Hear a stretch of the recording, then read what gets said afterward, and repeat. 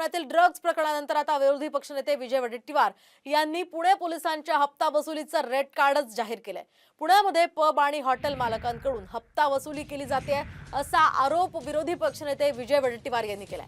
Pune car अपघात प्रकरणामध्ये आरोपीला पकडल्यानंतर कारवाईला विलंब का झाला, या सर्व दिरंगाईला पुणे पोलीस आयुक्तच जबाबदार आहेत असा आरोप करत विजय वडेट्टीवार यांनी पोलीस आयुक्तांच्या राजीनाम्याची मागणी केली आहे। आपण पाहतोय पुणे पोलिसांच्या हप्तेखोरी संदर्भात विजय वडेट्टीवार यांनी हे आरोप केलेले आहेत। या प्रकरणात खरं तर काही पोलिसांचं निलंबन सुद्धा झालेलं आहे आणि या पार्श्वभूमीवर आता पुणे पोलीस अशा प्रकारे हप्तेखोरी करत असतील तर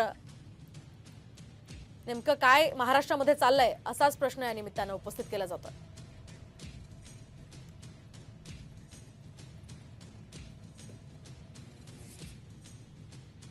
हॉटेलकडून ज्या भागातील कोरेगाव असेल, कल्याण नगर असेल, 5 लाख रुपयाचा हप्ता बांधलाय अध्यक्ष महोदय।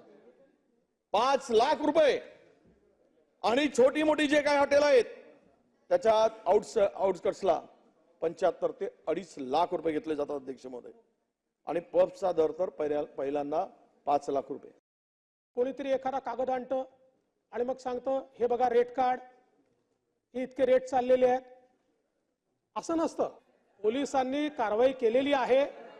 सन्माननीय विरोधी पक्ष नेत्यांनी जी माहिती दिली आहे ती माहिती सत्य मानून त्याच्यावरही चौकशी केली जाईल।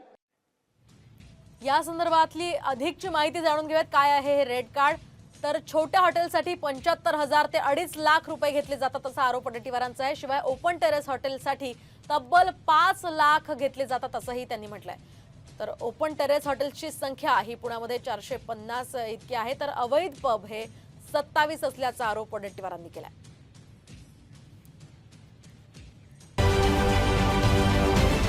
महाराष्ट्रातील सर्व बातम्यांचे विश्वासार्ह व्यासपीठ, सकाळच्या सर्व सोशल मीडिया प्लॅटफॉर्मला लाईक, फॉलो आणि सबस्क्राईब करा। तसंच सर्व नोटिफिकेशनसाठी बेल आयकॉन प्रेस करायला विसरू नका।